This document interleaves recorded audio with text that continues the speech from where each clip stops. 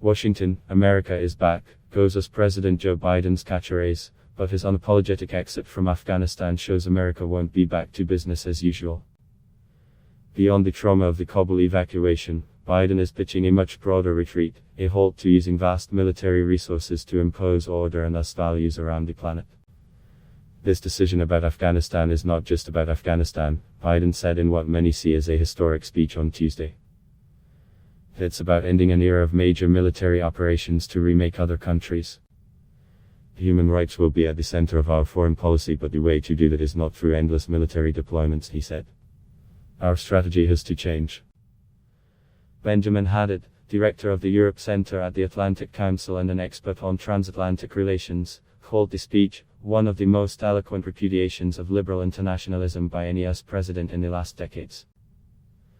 For those Americans fond of imagining their country to be a unique, invincible superpower winner of the Cold War, then awesome military interventionist everywhere from Iraq to Africa ever since, this is a shock. For most, though, polls show Biden's pivot is likely to be popular. Biden's presidency is usually seen as a repudiation of the Donald Trump administration. It's true that a lot from things like White House decorum to re-entering the Paris Climate Accord changed the moment Biden walked into the Oval Office on January 20. But Biden's abandonment of open-ended US military adventures, what detractors call being the world's policeman, is Trumpian.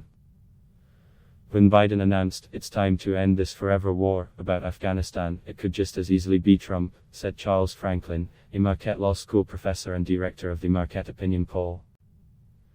Today, the public is not committed to a large international role, certainly not of the sort the US played in the 1950s-1990s, Franklin told AFF. Regarding Afghanistan in particular, polls show strong backing for exiting -77%, according to a new Washington Post ABS News poll, even if Biden is taking a battering for the chaotic manner of the withdrawal. Where Biden differs sharply from isolationist Trump is in enthusiasm for building alliances.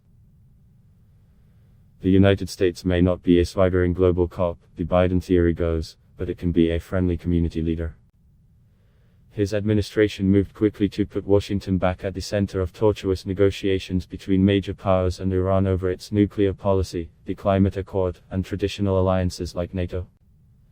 A June trip to Europe for G and NATO summits, Biden's only foreign trip to date, resembled the diplomatic equivalent of a band getting back together. Now, though, some of those allies might be feeling nervous, analysts say. Tricia Bacon, an expert on counterterrorism at American University's Law Department, told AFF that allies feel a fair degree of frustration over the lack of coordination in the US departure from Afghanistan. The US message will have to be very consistent to regain the lost credibility, she said.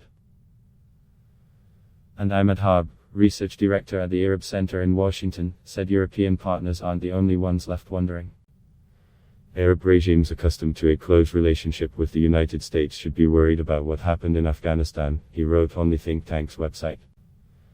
Biden may have finally drawn the curtain on American military interventionism in the wider Middle East, Harb said.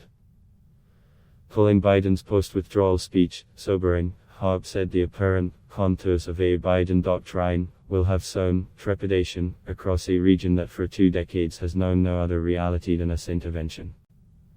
Facebook katip mitalamad block test, why?